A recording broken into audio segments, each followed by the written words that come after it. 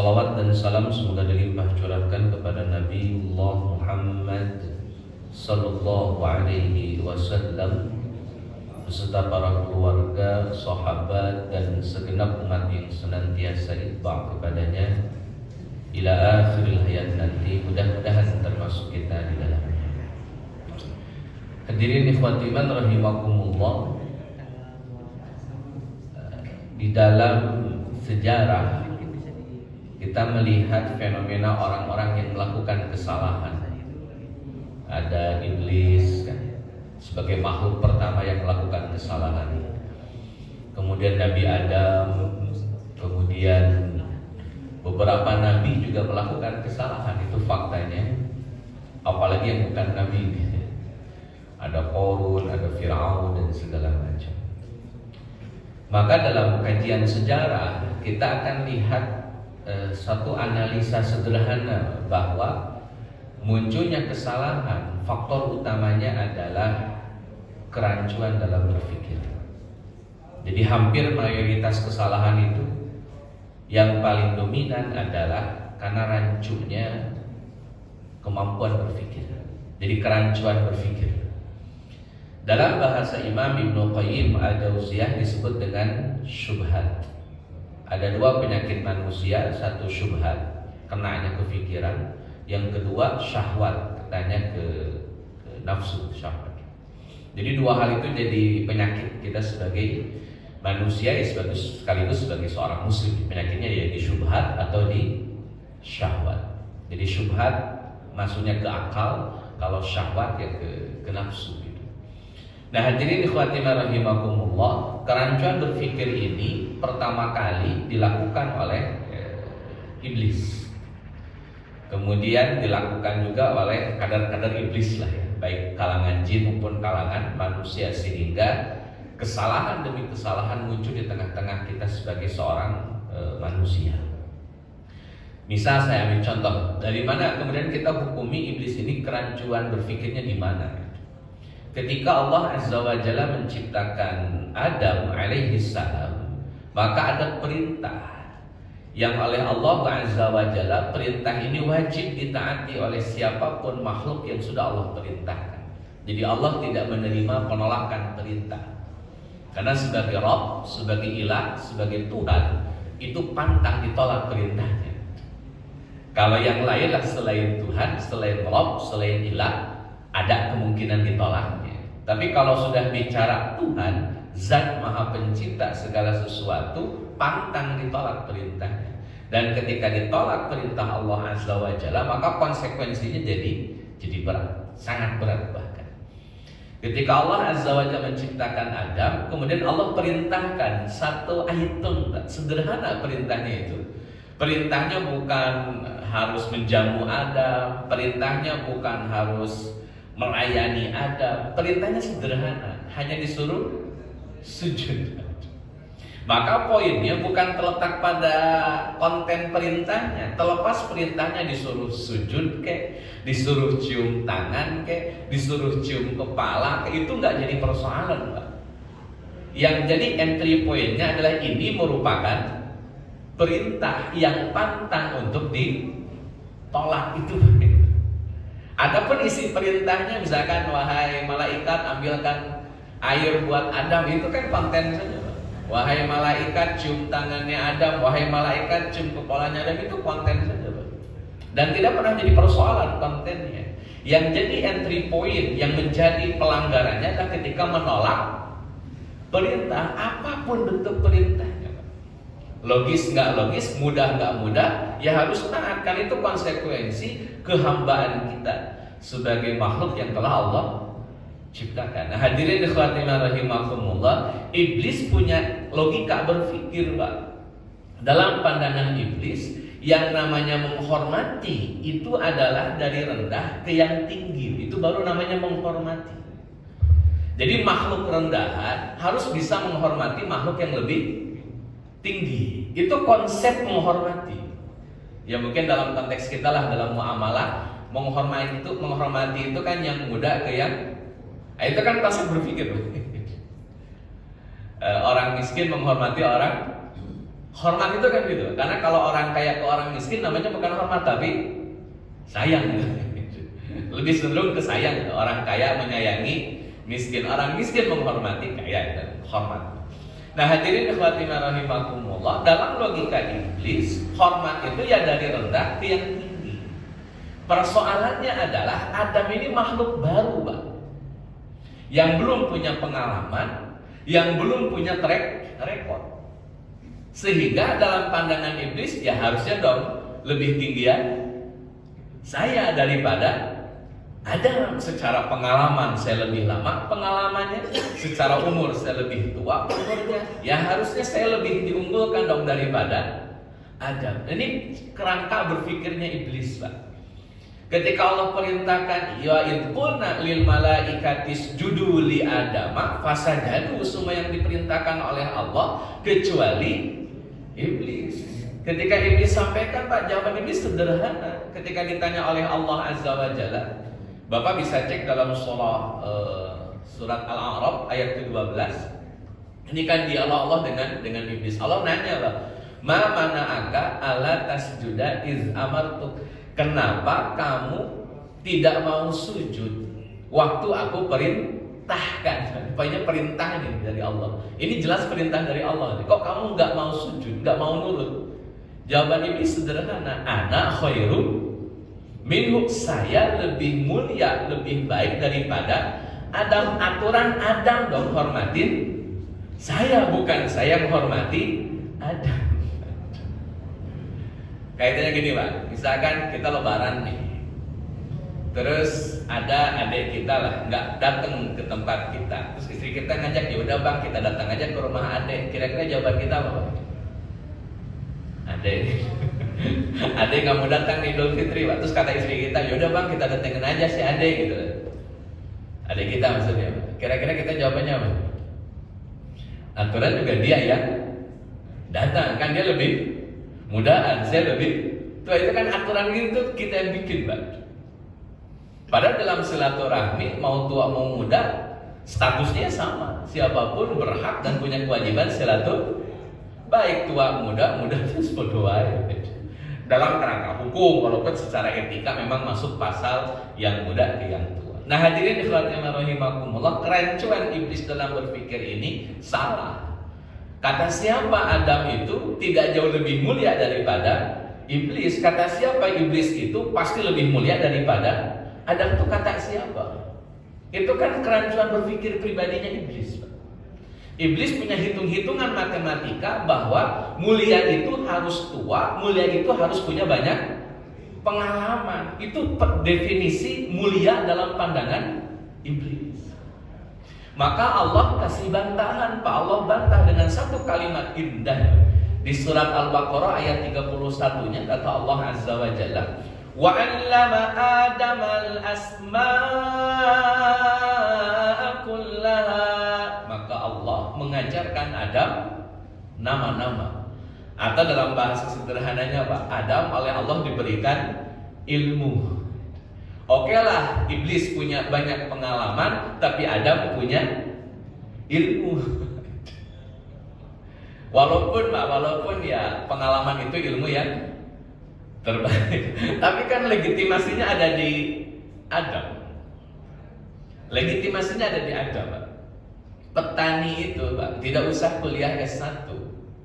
Namanya petani, Pak. Yang penting bisa nyangkul, yang penting bisa nanam padi. Tapi kalau ketemu lulusan pertanian, Pak, tetap harus manut, Pak, sama yang lulusan. Kenapa? Punya legitimasi, Pak. Adam itu punya legitimasi. Beliau punya pijakan ilmu yang sudah Allah gerakan. Iblis mungkin ada pengalaman, tapi legitimasi ilmu ada di tangan Adam alaihissalam. Maka iblis sehebat apapun pengalamannya, dalam kitab Bidayah Pak Banu Nihayah, iblis itu nama aslinya kan Azazil. Ibadah kepada Allah selama 8.000 tahun, Pak. Sebelum Adam diciptakan, iblis sudah ibadah 8.000 tahun. Tapi pada akhirnya iblis ya tadi, karena menganggap lebih tua dan punya banyak pengalaman, merasa lebih mulia daripada Adam. Padahal indikator kemuliaan yang Allah sampaikan, yang Allah tetapkan adalah karena kualitas ilmunya, bukan pengalamannya. Nah hadirin ikhwatimah rahimakumullah, ini kerancuan berpikir iblis, Pak. Yang kedua, Pak, hadirin ikhwatimah rahimakumullah, ketika bicara iblis, Pak, maka ada kerancuan berpikir itu disebabkan kedengkian. Contohnya iblis. Tapi juga ada, Pak, kerancuan berpikir tapi landasannya bukan dengki, polos. Jadi kepolosan itu, Pak, keluguan itu tuh berbahaya ketika ketemu dengan orang yang cerdas dan punya kedengkian. Maka orang-orang yang lugu, orang-orang yang polos akan jadi pion dalam catur sehingga dikendalikan oleh mereka yang cerdas dan punya kedengkian. Saya tanya dulu, Adam dan Hawa bikin salah, yang godain siapa? Ceritanya Adam dan Hawa itu kan bikin salah. Kata Allah kan, la taqraba hadhihi syajarah. Adam, Hawa, jangan dekat-dekat pohon ya. Nanti kalau kalian dekat-dekat pohon, kalian bakal jadi orang yang zalim. Fatakuna minal zalimin. Kalian jadi zalim loh nanti. Bukan orang adil lagi, tapi orang yang zalim. Pertanyaannya, Pak, yang godain Adam itu siapa, Pak? Sampai Adam bikin salah, sampai Hawa bikin salah itu siapa? Ya overall lah ya, menggoda Adam dan menggoda Hawa itu siapa? Iblis. Jadi Adam itu lugu, Pak, karena memang belum punya banyak pengalaman. Tapi pengalaman itu jadi guru yang terbaik. Sekali Adam digoda oleh iblis dan kena, Pak, terjebak, maka Adam tidak pernah jatuh ke lubang yang sama. Sejak itu Adam tidak pernah tergoda lagi, Pak. Makanya dalam hadis Nabi SAW, seorang mukmin itu tidak boleh jatuh ke lubang yang sama, tidak boleh jatuh ke dosa yang sama. Ini kaidah lah nantinya. Nah itu Adam alaihissalam memang harus kena dulu jebakan iblis supaya Adam punya satu pengalaman bahwa ini godaan iblis dahsyat ternyata. Adam itu lugu karena memang makhluk baru yang Allah ciptakan. Datang iblis digoda, iblis punya kecerdasan, iblis punya kedengkian, ketemu Adam yang waktu itu belum punya banyak pengalaman. Akhirnya Adam terjebak. Hadirin ikhwatimah rahimakumullah, bahasa iblis, Pak, nanti Bapak bisa buka dalam surah Al-A'raf ayat ke-20 atau 19 ayat ke-19 ayat ke-20 atau ayat ke-21, ayat ke-21. Jadi ayat 19, Pak, Adam itu sudah menempati surga dan ada larangan tidak boleh mendekati pohon. Ayat 20 iblis menggoda Adam. Menariknya, Pak, ayat 21 kata iblis ini, wa qasamahuma, dan iblis bersumpah kepada Adam dan Hawa. Iblis bersumpah. Apa isi sumpahnya? Inni lakuma laminan nasihin. Sesungguhnya aku, kata iblis, bagi kalian berdua adalah seorang penasehat. Jadi ngakunya seorang penasehat. Orang yang nasehatin, orang yang memberikan bimbingan, orang yang memberikan pengarahan. Kenapa? Pengalaman, Pak. Dan itu modal luar biasa itu. Kata iblis, saya makhluk lebih tua dari kamu, selebih berpengalaman. Ini saya ajarin. Ini arahan buat kamu, wahai Adam. Itu sumpahnya iblis, Pak. Adam betul-betul lugu, Pak. Dengar ada makhluk bersumpah, ya Adam percaya. Oh, masa ada makhluk bersumpah di hadapan saya, kemudian dia bohong? Gak mungkin. Itu logika seorang Adam. Jadi ada kerancuan berpikir gara-gara kedengkian, iblis contohnya. Ada juga yang gara-gara karena kepolosan dalam berpikir, Pak. Karena minim pengalaman. Ini pentingnya, Pak, mengkaji ilmu secara lebih komprehensif supaya tidak jadi orang-orang yang lugu dan orang-orang yang polos. Untuk menangkal yang namanya syubhat. Maka polos atau lugu dalam beragama terlarang. Kenapa? Dibodohi, Pak.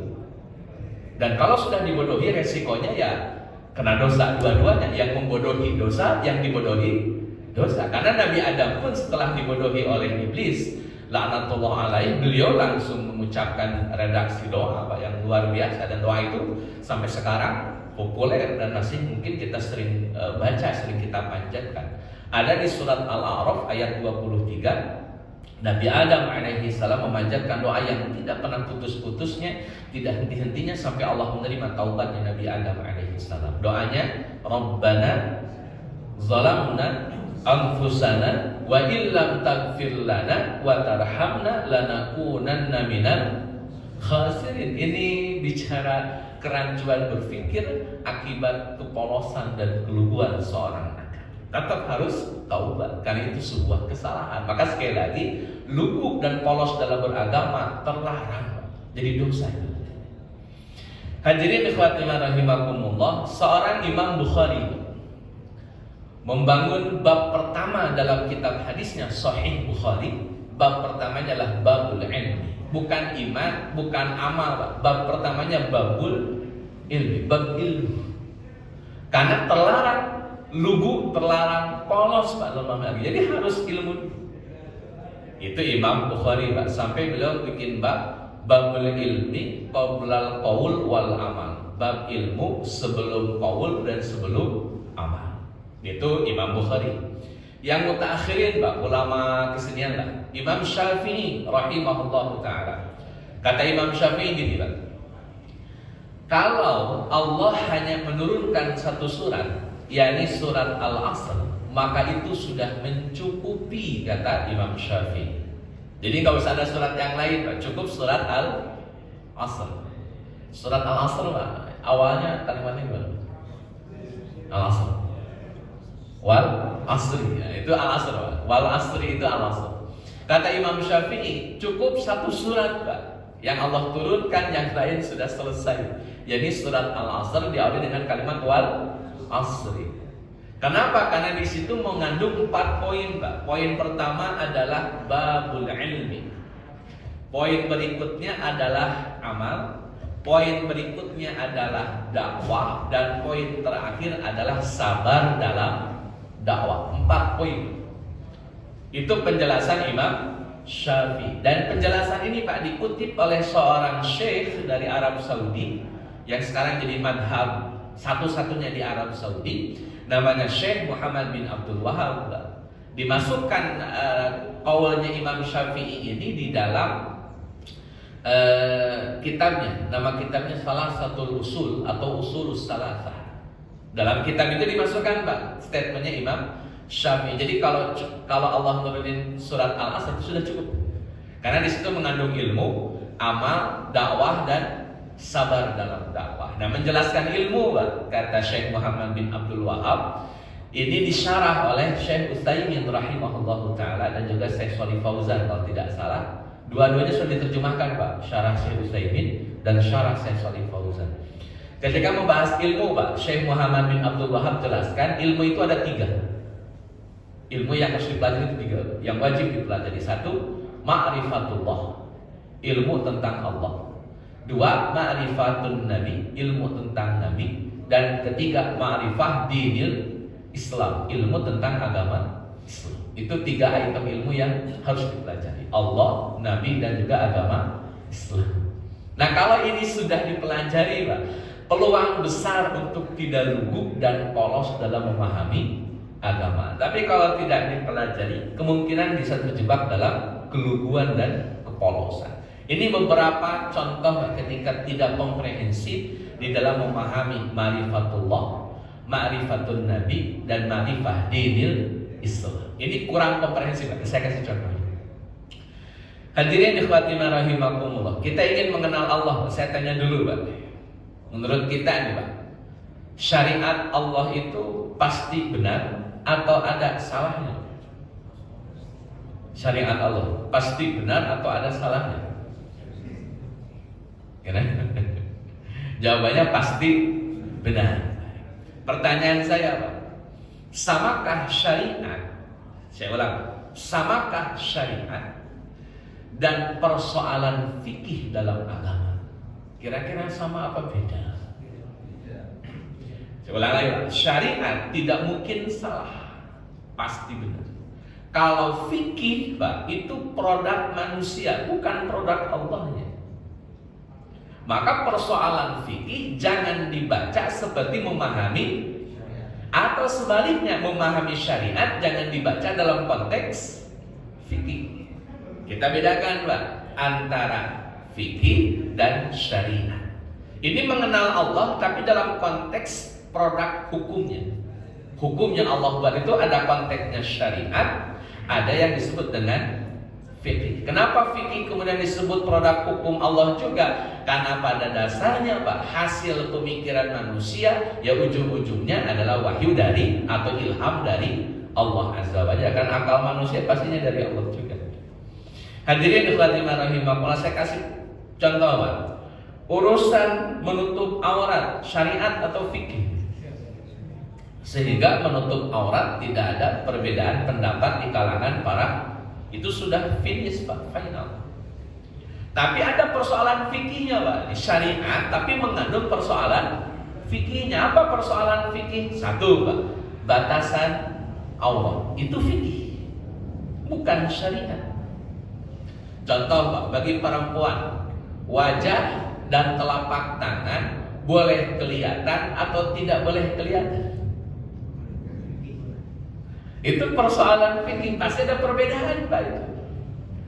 Bagi kalangan ulama yang memahami wajah itu juga aurat, maka wajahnya ditutup, muncullah praktek wanita bercadar. Karena memahami bahwa wajah adalah aurat. Tapi bagi ulama yang tidak memahami wajah adalah aurat, maka perempuan boleh menampakkan wajahnya. Saya analisa lebih lanjut. Saya masukkan ke zaman Nabi. Saya tanya dulu nih, Bapak saya tanya. Di zaman Nabi, saya ulang, di zaman Nabi, apakah seluruh perempuan bercadar yang muslim? Kira-kira Pak. Ini untuk menentukan hukum cadar itu wajib atau tidak wajib. Pertanyaan saya, di zaman Nabi, seluruh sahabat perempuan, muslimah perempuan, apakah semuanya bercadar? Ini datanya harus valid. Soalnya sudah tidak. Saya kasih contoh Pak, saya kasih contoh. Kalau Nabi ketemu sahabat perempuan, sahabiah kan namanya, atau wanita muslimah, Nabi nanya dulu dah, kamu siapa? Atau Nabi langsung sebut nama Pak? Kenapa Nabi langsung sebut nama? Karena kenal. Kenapa Nabi kenal? Karena lihat wajah Pak. Karena kalau pakai cadar Bapak nggak bisa tahu siapa yang dibalik cadar ini. Maka dialognya harus nanya dulu, kamu siapa? Ummu Sulaim. Oh Ummu Sulaim. Kamu siapa? Asma. Oh Asma. Kamu siapa? Atika. Oh Atika. Kenapa? Karena perempuan di zaman Nabi bercadar, harus ada dialog, nanya kamu siapa. Satu Pak. Tapi kalau perempuan di zaman Nabi tidak bercadar, maka Nabi langsung sebut nama. Kenapa? Karena sudah kenal. Sehingga kata Syekh Albani, bercadar itu tidak pernah wajib, Pak. Dia hanya keutamaan saja. Kalau mau ya monggo, tidak pun tidak masalah. Dan saya perlu tegaskan Pak, bercadar tidak menjadi indikator kesolehan seseorang. Kesolehan seseorang bukan letak pada cadarnya Pak. Sejauh mana imannya, sebagus apa ibadahnya, dan seindah apa akhlaknya, itu baru indikator kesolehan, bukan pada cadarnya. Itu persoalan fikihnya Pak. Tapi menutup auratnya syariat. Persoalan fikihnya batasan aurat di mana? Katakanlah Pak, kita ambil wajah itu boleh kelihatan. Saya tanya Pak, dagu itu bagian wajah atau bukan? Perempuan kan pasti ada dagunya Pak. Nah dagu ini yang di bawah, kalau kita kan jenggot, ini yang di bawah ini wajah atau bukan wajah? Makanya ada praktek orang berkerudung, itu kerudungnya ke sini nih Pak. Nah, jadi dagunya kan tutup. Karena dagu tidak dipahami oleh mereka, para ulama yang mengharuskan menutup dagu, karena dagu bukan wajah. Sedangkan yang boleh kelihatan adalah wajah, bukan dagu. Sehingga ditutup Pak. Jadi segini nih. Kerudung-kerudung mana ya? Sebagian Iran gitu. Jadi dagunya ditutup, sehingga dagunya nggak kelihatan. Di Indonesia Pak, kerudungnya rata-rata. Itu kan kaitan fikih. Jadi syariat menutup aurat, tapi ada persoalan fikihnya. Warna baju itu fikih saja, Pak. Model baju itu fikih saja. Yang penting tetap menutup. Itu memahami produk hukumnya Allah, Pak. Jadi jangan sampai memahami cadar dipahami seolah-olah itu adalah syariat, itu fikih, Pak. Dan jangan sampai menutup aurat akhirnya dibongkar syariatnya, padahal itu sangat fundamental. Kok dibongkar, Pak? Dipahami, oh bentuk aurat tidak wajib, ini jadi masalah ini. Karena sudah masuk pada ranah syariat. Hadirin ikhwati rahimakumullah, saya tanya lagi satu, Pak. Salat 5 waktu itu syariat atau fikih? Salat 5 waktu syariat, Pak. Ada persoalan fikihnya enggak? Ada, Pak. Talafud bin niat itu fikih, bukan syariat. Ustaz, kenapa bukan syariat? Karena talafud bin niat di luar aktivitas salat. Salat dimulainya sejak kapan, Pak? Takbiratul itu mulainya sholat, akhir sholat. Talafud bin niat sebelum atau sesudah takbiratul ihram. Maka di luar sholat, itu fikih saja. Jangan terlalu diambil pusing, Pak. Mau ya monggo, tidak pun ada masalah gitu. Kecuali kalau dia prakteknya begini, Allah Akbar, sholli fardhu duhri, nah itu baru salah gitu. Itu kena pasal berlapis sudah kemana-mana itu fikih. Kalau masih dalam konteks di luar sholat, ya monggo-monggo saja, Pak. Ustaz, kan di zaman Nabi tidak pernah dipraktekkan. Betul, Pak, karena memang tidak ada masalah di zaman Nabi. Munculnya talafud bin niat itu di era Imam Syafi'i. Kenapa di era Imam Syafi'i muncul talafud bin niat? Karena banyak orang yang sholatnya salah niat. Banyak orang yang sholatnya itu salah niat. Kata Nabi, Pak, ini kata Nabi. Ngomongin niat ya, Pak. Ngomongin niat. Kata Nabi, niat itu menentukan diterima atau tidak diterimanya sebuah amal. Kalau niatnya karena Allah, maka amalnya diterima. Kalau niatnya gara-gara orang lain, Pak, bukan karena Allah, kira-kira peluang diterimanya gimana? Contoh lah, Bapak sholat gara-gara malu sama mertua, kira-kira ada orang sholat, Pak, tapi gara-gara takut sama mertua atau malu sama mertua, kira-kira sholatnya gimana? Saya kasih contoh, Pak. Kasih contoh. Bapak buka hadis arba'in nomor 1. Hadis arba'in nomor 1 tentang innamal a'malu. Itu lanjutan hadisnya, Pak. Lanjutan hadisnya. Jika ada orang hijrah karena Allah dan Rasulnya, maka hijrahnya karena Allah dan Rasulnya.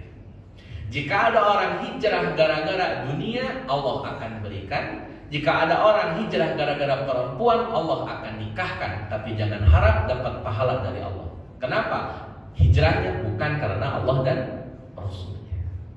Jadi niat itu bicaranya orientasi dalam ibadah. Bukan sengaja atau tidak sengaja. Ini bicaranya orientasi. Sekarang saya tanya, Bapak sholat tapi gara-gara malu sama mertua, kira-kira gimana tuh status sholatnya? Ya dapat pahala dari mertua, bukan pahala dari Allah. Maka ya sudah, kalau memang pengen dunia, Allah kasih dunia. Kalau memang pengen wanita, Allah kasih wanita. Jadi niat itu orientasi. Itu yang disebut dengan niat. Nah, di zaman Imam Syafi'i, Pak, ada orang yang was-was, sholatnya bermasalah, niatnya bermasalah. Maka dibuatlah redaksi supaya apa? Lisan ini menguatkan hati, lisan membantu hati. Sama kalau Bapak lagi sedih, maka perlu ada motivasi. Yang notabene motivasi itu berupa kata-kata, Pak, quote gitu. Kita lagi kena musibah, ada kata-kata indah misalkan.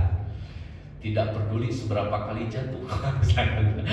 Kan itu, Pak, menguatkan. Yusaidul qalb, itu menguatkan hati, Pak, kata-kata itu. Bapak masuk rumah sakit, Pak, wah udah depresi nih, ngedrop. Ada orang datang, terus kata yang datang, tenang, Pak, yang udah sakit begini insya Allah sembuh. Apalagi, nah itu tuh menguatkan, Pak. Coba Bapak datang ke yang sedang sakit, terus Bapak ngomong gini, yang udah sibuk kayak gini mah meninggal. Yang kemarin aja tetangga saya sakitnya begini juga sama itu, besoknya meninggal dia. Kira-kira gimana tuh yang sakit? Itu kayaknya langsung drop, langsung berhenti detak jantungnya. Nah, jadi itu kata-kata itu menguatkan hati. Maka di era Imam Syafi'i ada orang yang disorientasi Pak niatnya, bermasalah niatnya, maka dibantu oleh para ulama dengan kalimat yang disebut dengan talafud bil, muncullah usolli fardhu dhuhri arba'a raka'atin mustaqbilal kiblati adaan. Kalimat ini Pak masih informasi. Di mana letak niatnya? Lillahi, bukan lil mertua, bukan lil dunia, bukan lil duit, bukan lil popularitas, bukan lil syuting juga bukan. Memang lillahi ta'ala. Sehingga pahalanya tetap dapat. Ustaz, kenapa di zaman Nabi tidak ada? Karena di zaman Nabi nggak ada yang salah niat.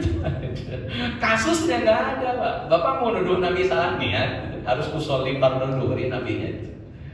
Ya Nabi mah nggak ada salah-salah niat, Pak. Salat Nabi langsung salat Allahu Akbar, langsung ajeg salatnya. Sahabat juga sama, Pak, karena masih ada Nabi.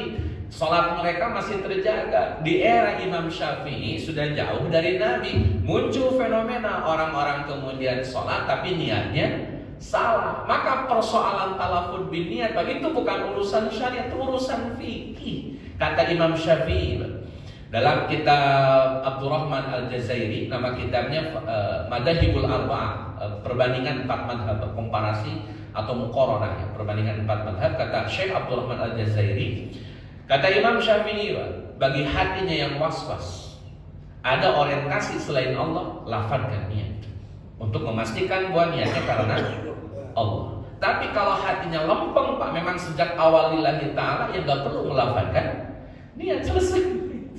Itu kama qala Imam Syafi'i dalam kitab Madahibul Arba'ah karya Syekh Abdurrahman Al-Jazairi. Nah hadirin ikhwani rahimakumullah, jadi jangan sampai rancu juga Pak dalam berpikir karena kedengkian atau karena kepolosan. Urusan syariat tetapkan syariat, urusan fikih tetapkan fikih, jangan dibolak-balik nanti ngaco Pak. Politik Pak masuk syariat atau fikih saja Pak? Politik mau dimasukin ke syariat atau ke fikih Pak? Sudah Pak, santai sajalah kalau urusan fikih. Karena bukan masalah surga neraka ini urusannya. Walaupun ada dampak yang maslahat, madarat itu ada. Tapi kan tidak langsung milih A jadi neraka, milih B jadi penghuni neraka jahanam, tidak juga ada. Itu tuh ranahnya ranah fikih. Analisanya analisa fikih saja, maslahat dan madarat. Mana yang lebih maslahat, mana yang mengandung madarat. Pilih yang lebih banyak maslahatnya dan jangan pilih yang banyak. Selesai di situ ranahnya. Bapak analisa saja itu, maksimalkan analisanya, data, analisa, rekam jejak, track record segala macam, baca itu. Karena jangan sampai kemudian kita seolah-olah kayak sudah neraka. 2024 kayaknya ini sudah penghuni surga dan penghuni neraka. Santai dulu Pak, santai, ini urusan fikih ini. Jangan terlalu serius lah ya. Toh kalau menang juga belum tentu Bapak jadi menteri kan. Yang menang siapa yang Bapak langsung jadi menteri kan enggak juga. Santai saja lah itu. Ya, kecuali kalau jadi menteri ya mungkin agak kepikiran. Hadirin rahimakumullah, itu kaitannya dengan yang pertama ya, kaitannya dengan ma'rifatullah. Yang kedua Pak, saya ringkas ini, ma'rifatun Nabi sallallahu alaihi wasallam, mengenal Nabi. Kalau tadi kan mengenal Allah, kita bedakan mana syariat, mana fikihnya. Sekarang mengenal Nabi Pak sallallahu alaihi wasallam, kaitan dengan kehidupan beliau Pak. Kaitan dengan sejarah beliau. Saya ingin ambil contoh Pak. Di sini ada yang belajar hadis Pak. Ngaji hadis mungkin di masjid mana gitu, di tempat apartemen atau rumah atau komplek ngaji hadis. Bedanya dengan ngaji sirah apa Pak? Ngaji hadis dengan ngaji sirah bedanya apa? Lebih komprehensif sirah atau hadis Pak? Kira-kira Bapak ngaji hadis nih, misalkan hadis Bukhari, hadis Muslim, hadis Abu Daud, hadis Ibnu Majah, kan ada kitab-kitab hadisnya. Saya tanya lah, lebih komprehensif hadis atau sirah? Harusnya Pak. Kalau sirah Pak, Nabi dari mulai kecil sampai Nabi wafat, harusnya akan ada penjelasan dalam sirah. Waktu Nabi usia 40, berapa ratus hadis yang Nabi sampaikan. Harusnya sirah harusnya ke situ Pak. Ketika Nabi usia 41, bulannya bulan apa yang disampaikan oleh Nabi, harusnya ada itu. Dalam hadis Pak, tidak ada kronologis, tidak ada waktu, kapan, di mana. Maka bisa jadi Bapak baca hadis, yang hadis itu datang belakangan. Terus Bapak baca halaman ke-200, ternyata Bapak baca hadis juga. Padahal hadis itu hadis yang lebih dulu disampaikan oleh Nabi sebelum halaman pertama.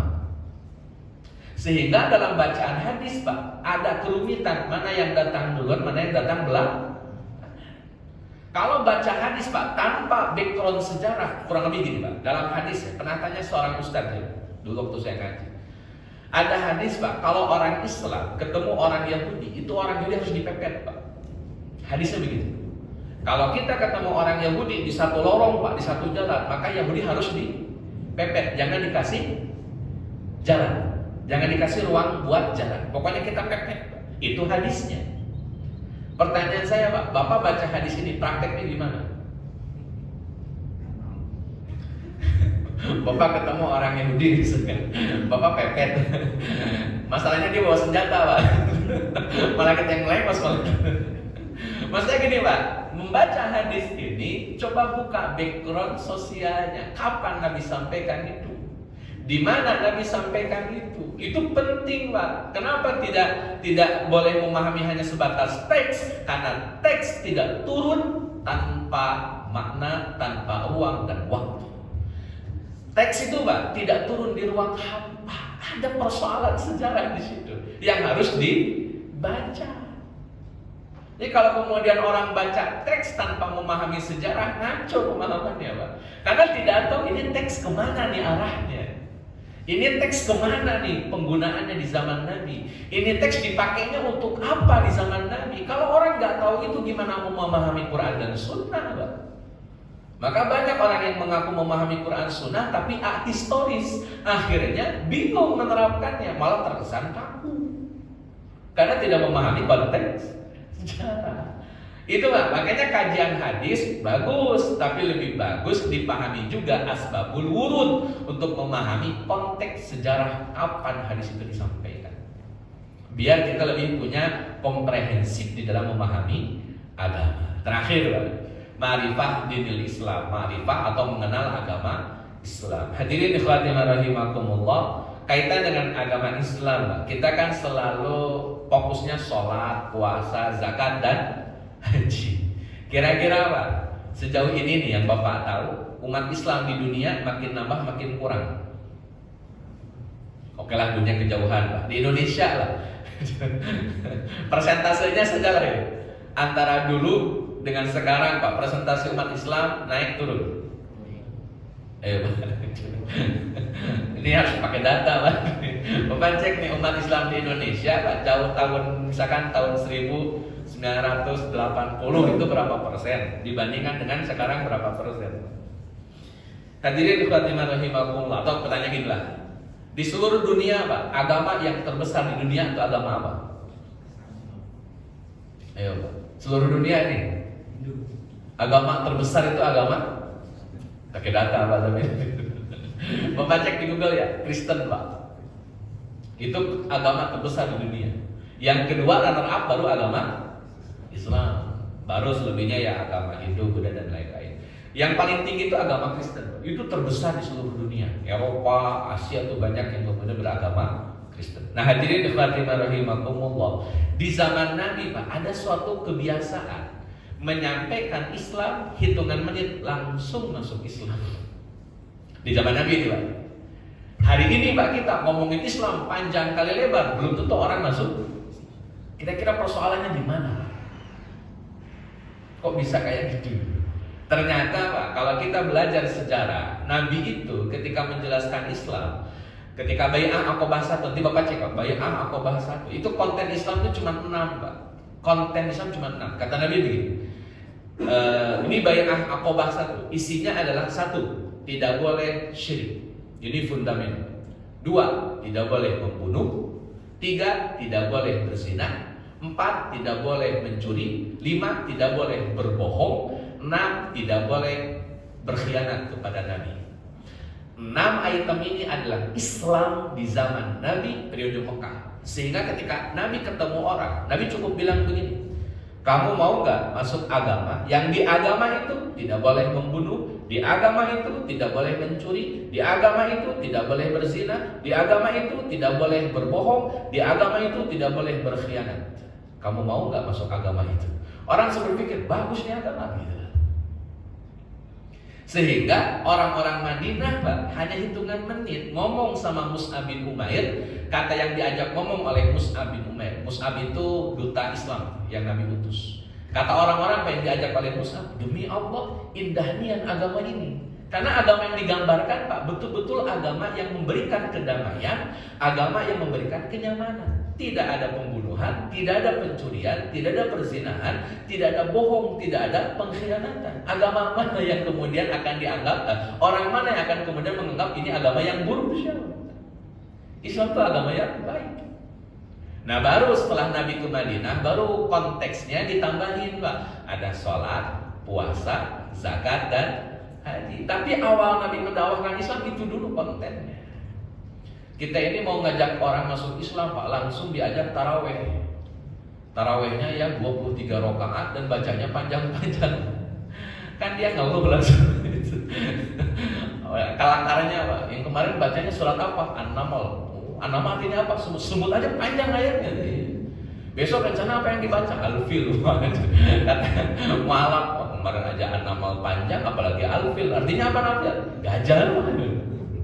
Nah hadirin ikhwati rahimakumullah, ini yang harus dipahami bahwa Islam itu memberikan rasa aman dulu Pak. Karena kalau orang sudah masuk Islam dan dia merasa aman, dia akan punya kemampuan untuk mendalami agama Islam jauh lebih serius. Apalagi dia mendapatkan benefit dari keberislamannya, itu makin serius. Nah hadirin ikhwati rahimakumullah, ini prolog di awal lah di tahun 2024 kaitannya dengan membangun framing. Jangan sampai kita rancu dalam berpikir. Pastikan tidak ada kedengkian, karena dengki dan kerancuan berpikir itu jelas jadi dosa besar dalam agama kita. Yang kedua, kerancuan berpikir juga bisa disebabkan karena kepolosan dalam memahami agama. Maka hati-hati, jangan pernah jadi orang polos dan lugu. Cerdas dan berilmu itu jadi wajib hukumnya bagi kita sebagai orang Islam. Makanya Nabi sudah benar, kata Nabi, thalabul ilmi itu minal mahdi, hanya kematian yang membuat kita pensiun dari belajar. Allahu a'lam. Sambil sini Pak ada pertanyaan, silakan kalau ada. Atau cukup? Cukup? Ada pertanyaan? Baik. Hadirin ikhwati rahimakumullah, saya rasa itu yang bisa disampaikan. Mohon maaf atas segala kekurangan. Assalamualaikum warahmatullahi wabarakatuh.